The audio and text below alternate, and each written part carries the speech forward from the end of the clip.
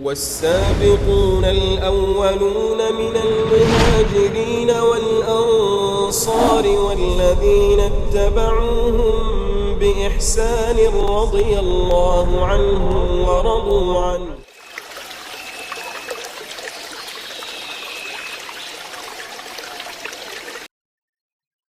الحمد لله حمدا كثيرا طيبا مباركا فيه مباركا عليه كما يحب ربنا ويرضى،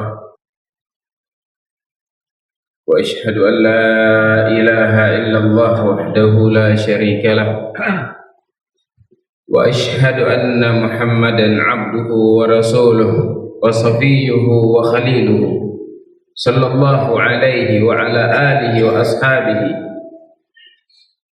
وعلى آله وصحبه أجمعين. أما بعد. Jamaah salat subuh yang dirahmati Allah Subhanahu wa taala.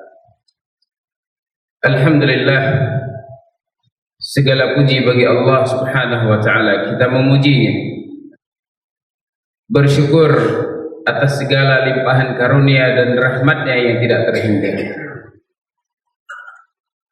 atas kesempatan umur yang masih Allah berikan sampai sekarang ini. Kemudian juga Allah berikan kesempatan kepada kita untuk kita memperhamba diri kepadanya. Allah bangunkan kita dari tidur kita yang panjang untuk melaksanakan salat subuh secara berjamaah. Maka kata Nabi sallallahu alaihi wasallam, "Man shallal bardain dakhala al-jannah." Hadis dikeluarkan oleh Imam Bukhari dan Muslim dari Abi Musa al-Asy'ari radhiyallahu ta'ala anhu. Barang siapa yang salat al-bardain, salat dua waktu yang dingin, yaitu salat asar dan salat subuh, maka dia pasti akan masuk ke dalam surga. Janji dari Nabi sallallahu alaihi wasallam. Maka alhamdulillah, umur yang Allah berikan kepada kita, kemudian umur yang Allah berikan tersebut diberikan taufik untuk senantiasa kita bisa beribadah kepadanya. Karena umur yang Allah berikan itu tidak mutlak baik. Umur yang baik adalah umur yang panjang, kemudian baik pula amalannya. Seperti datang seorang badui kepada Nabi sallallahu alaihi wasallam, kemudian bertanya kepada Nabi, "Ya Rasulullah, ayyun nasi khair?" Wahai Rasulullah, siapakah manusia yang paling baik? Kemudian kata Nabi sallallahu alaihi wasallam, "Khairun nas man tala umruh wa hasuna 'amaluh." Sebaik-baik manusia adalah orang yang panjang umurnya, kemudian yang paling baik amalannya. Wa syarrun nas man tala umruh wa sa'a 'amaluh. Dan sejelek-jelek manusia adalah yang panjang umurnya, kemudian yang jelek amalannya. Sehingga kalau kita berdoa kepada Allah untuk minta dipanjangkan umur, mintakan juga agar supaya Allah memberikan taufik, agar supaya umur yang Allah berikan tersebut bisa kita manfaatkan dengan sebaik-baiknya, yaitu dalam rangka untuk beribadah kepadanya. Jamaah sekalian yang dirahmati Allah Subhanahu wa taala,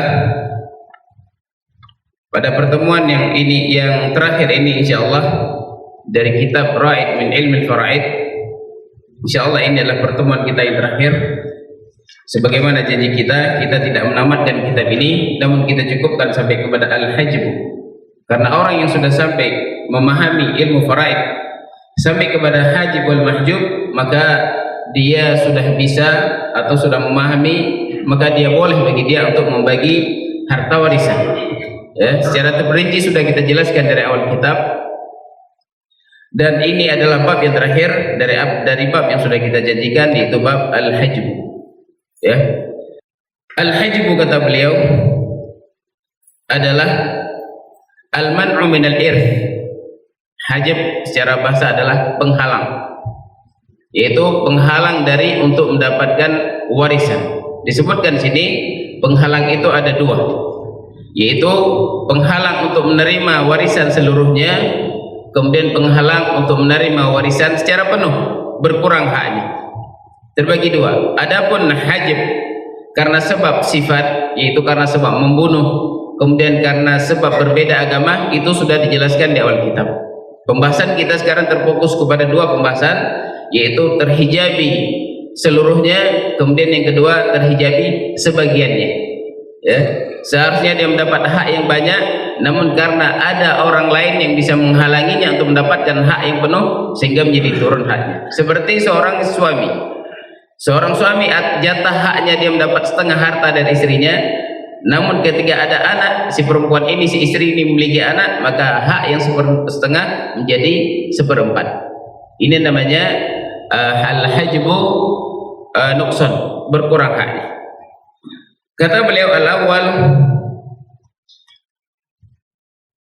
al-hajbu nuqsan, al-hajbu kata beliau yang qasimu ila qismain, terbagi kepada dua. Hajbu hirman wa hajbu nuqsan. Hajbu hirman itu tidak mendapatkan atau terhalangi untuk mendapatkan harta warisan secara keseluruhan, tidak mendapatkan sedikit pun. Kemudian yang kedua adalah al-hajbu nuqsan, hajb nuqsan, terhalangi untuk mendapatkan hak yang penuh, turun haknya. Kata beliau, huwa man'u min al-intiqal. Yang pertama al-hajbu nuqsan, yang pertama adalah al-intiqalat, berpindah haknya. Yang pertama intiqal min fard ila fard aqal minhu, berpindah dari ashabul furud, ya, setengah misalnya, turun menjadi seperempat. Wa hadza yakunu fi haqqi man lahu fardan wa hum khamsah, zaujani wal wa bintul ibn wa ukhtu minal ab. Kata beliau di sini, intiqal fard, satu bagian kepada bagian yang lebih kecil, disebutkan bahwasanya kelompok tersebut adalah zaujan. Zaujan itu suami istri. Suami seharusnya setengah, mendapatkan seperempat karena ada anak si istri. Kemudian istri yang seharusnya seperempat menjadi seperlapan karena suami punya anak. Kemudian ibu yang asalnya sepertiga menjadi seperenam karena si mayit meninggal ini meninggalkan anak. Kemudian bintul ibn, anak cucu perempuan yang dia seharusnya mendapat setengah, bisa mendapat seperenam. Kemudian wal ukhtu minal ab, demikian juga saudari dari bapak. Ini intiqal yang pertama. Kemudian intiqal yang kedua minat ta'sib ila fard, perpindahan yang kedua adalah dari haknya ta'sib mendapatkan asabah menjadi al-furud. Siapa mereka? Hakul ab wal jad. Di sini hanya dua kelompok. Yang asalnya dia mendapat ta'sib seluruh harta anaknya, dia mendapatkan seluruh harta anaknya, namun turun menjadi al-farad ketika anak yang meninggal ini meninggalkan anak. Baik, kemudian intiqal yang ketiga minal farad ila ta'sib, dari asalnya farad menjadi ta'sib. Wa hadha fi haqqi dzawat an-nis, fa inna likulli wahidatin minhunna 'inda al-infiradi nis, wa idza kana ma'aha mu'assibuha iktasama al-mal aw al-baqi lidzakar mithlu hadhil unthayain. Kemudian yang ketiga, kelompok yang ketiga adalah dari ashab al-farad menjadi berpindah menjadi ashab ta'sib. Baik, asalnya anak perempuan ini adalah satu orang mendapat setengah harta dari orang tuanya. Namun kemudian karena ada mu'assib, ada anak laki-laki, sehingga dari hak setengah, dari hak farad menjadi hak asabah. Ya, asalnya anak perempuan tanpa ada anak laki-laki, maka dia mendapat setengah harta. Kemudian ketika ada anak laki-laki, abangnya atau adiknya berpindah dari ashab farad menjadi ashab asabah, sehingga dibagi lidzakari mithlu hadhil unthayain. Kalau orang tuanya meninggalkan 30 juta, maka untuk laki-laki 20 juta, perempuan 10 juta.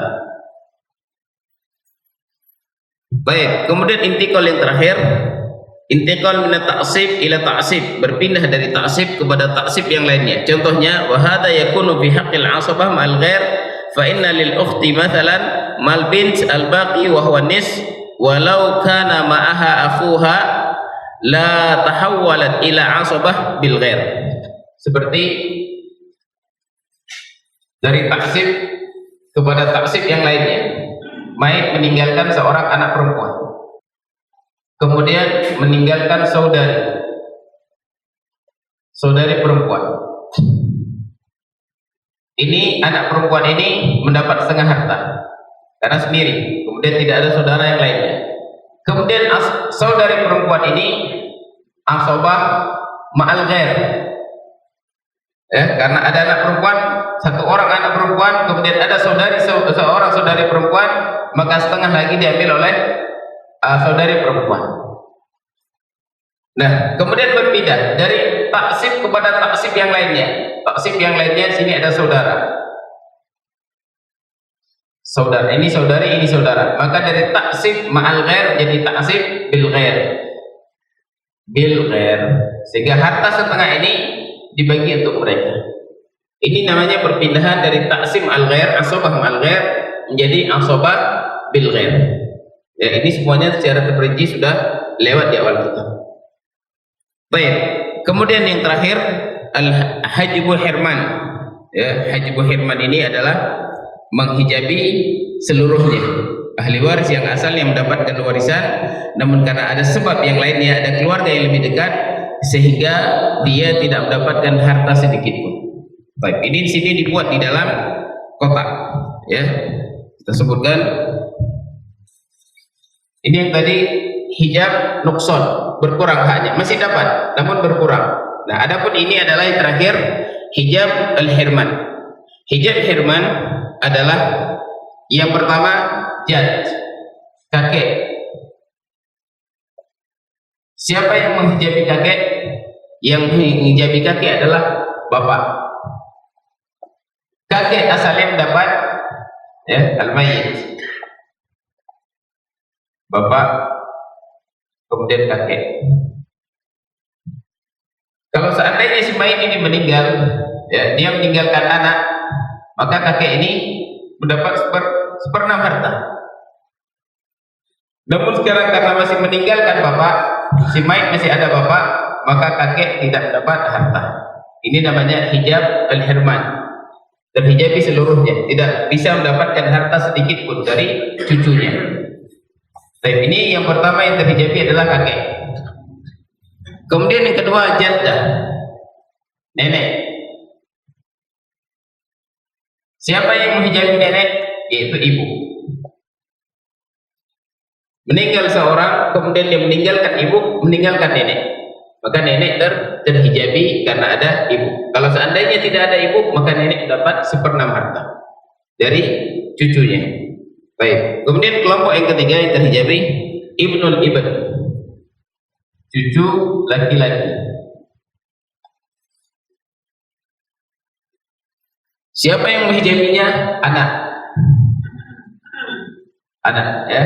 Al-mayyit meninggalkan anak, kemudian meninggalkan cucu. Kalau seandainya tidak ada anak, maka cucu berhak mendapatkan warisan. Ketika ada anak, maka cucu terhijabi. Ini cucu terhijabi karena ada anak. Baik. Kemudian kelompok yang keempat, al-akh syaqiq, saudara kandung. Siapa yang menghijabinya? Saudara kandung yang menghijabinya adalah anak. Anak. Kemudian baik, cucu. Cucu laki-laki. Seperti meninggal seorang, kemudian dia meninggalkan saudara kandung. Kalau seandainya seperti ini, meninggal semai, dia tidak meninggalkan seorang kecuali saudara kandung, maka seluruh harta diambil oleh saudara kandung. Ketika ada anak laki-laki, maka saudara kandung tidak mendapat apa-apa. Atau cucu laki-laki, demikian juga saudara kandung tidak mewarisi sedikit pun. Berarti yang menghijabi saudara kandung adalah anak, kemudian cucu, kemudian bapak. Kalau ada bapak, maka saudara kandung tidak bisa mewarisi. Baik. Kemudian selanjutnya saudara sebapak.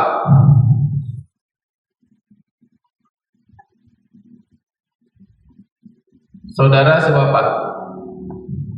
Siapa menghijabinya? Juga mereka ini, anak, cucu, bapak. Kemudian saudara kandung. Saudara sebapak, sebapak. Asalnya dia bisa mendapatkan warisan dari saudara sebapaknya dengan syarat tidak ada seorang, tidak ada bapak. Nah, tidak ada seorang. Ketika ada mereka, anak atau cucu atau bapak atau saudara kandung, maka saudara sebapak tidak bisa mewarisi. Baik. Kemudian ibnu akh syiqqiq. Selanjutnya adalah anak saudara kandung. Siapa yang menghijabi anak saudara kandung? Ini seluruhnya.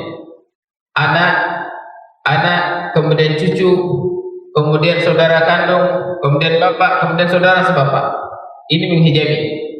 Yaitu anak saudara kandung. Jauh ya, posisi anak saudara kandung ini jauh sekali. Ketika tidak ada anak laki-laki atau tidak ada cucu laki-laki atau tidak ada saudara kandung, tidak ada bapak, tidak ada saudara sebapak, maka baru anak mendapatkan harta warisan, anak saudara kandung. Ya, ketika syaratnya ketika mereka tidak ada satu. Kemudian selanjutnya anak saudara sebapak.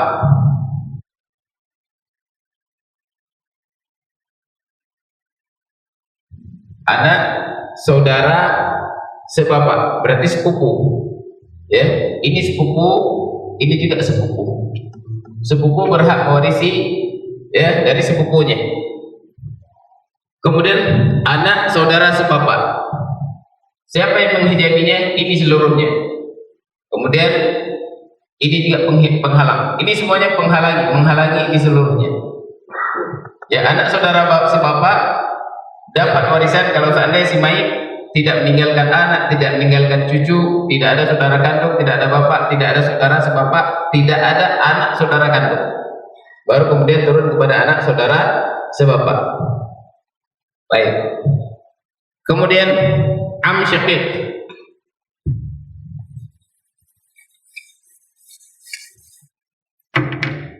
Paman. Siapa yang menghijabi paman? Ini seluruh ini menghijabi paman. Paman mendapatkan warisan kalau seandainya si mayit meninggal tidak meninggalkan anak atau anak perempuan, satu anak perempuan. Setelah diambil setengah oleh anak perempuan, kemudian sisanya kepada paman. Ya. Namun kalau seandainya dia punya anak laki-laki, maka paman terhijabi. Atau tidak ada anak laki-laki, ada abang laki-laki, terhijabi. Atau ada anak abang laki-laki, terhijabi. Atau ada bapak, terhijabi. Ini semuanya menghijabi paman. Kemudian paman sebapak. Ini paman kandung, ini paman sebapak. Paman sebapak juga demikian. Ini menghijabi semuanya. Ini menghijabi paman sebapak dan sampai paman kandung. Kalau seandainya ada paman kandung, maka paman sebapak tidak mendapatkan warisan. Baik. Kemudian ibnu am syiqqiq. Ada paman kandung. Siapa yang menghijabi mereka? Siapa yang menghijabi ini? Ini penghijab seluruhnya. Kemudian ibnu am li ibnu am li am, anak paman sebapak. Ini penghijab seluruhnya. Kemudian yang terakhir akh li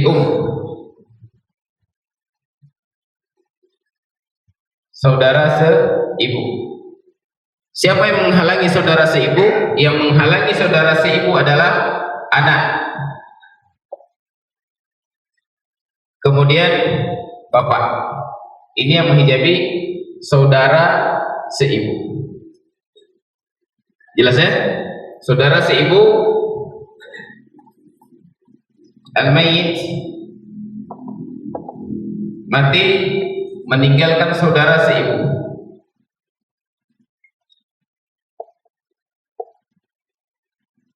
Kemudian meninggalkan ibu misalnya, maka ibu mendapat sepertiga, kemudian saudara seibu kalau satu orang seperenam. Nah, ketika mayit ini meninggalkan anak satu orang, baik itu laki-laki atau perempuan, atau meninggalkan bapak, maka saudara seibu terhijabi, tidak mendapatkan warisan. Adapun yang lainnya, saudara misalnya saudara kandung, kemudian saudara sebapak, tidak menghijabi saudara seibu. Dari satu sisi saudara seibu ini bisa lebih kuat walaupun dia perantaranya perempuan daripada saudara kandung atau saudara sebapak. Dari sisi nasab saudara kandung lebih kuat. Namun dari sisi warisan terkadang saudara seibu ini lebih kuat daripada saudara sebapak. Misalnya ya, contohkan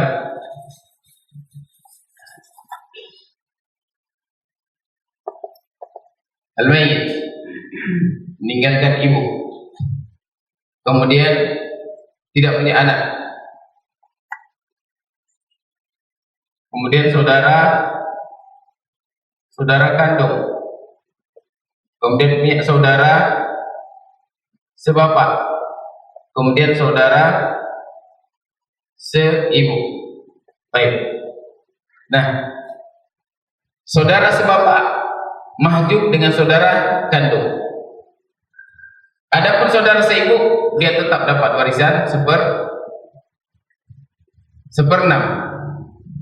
Lihat, padahal ini lebih kuat dari sisi nasab.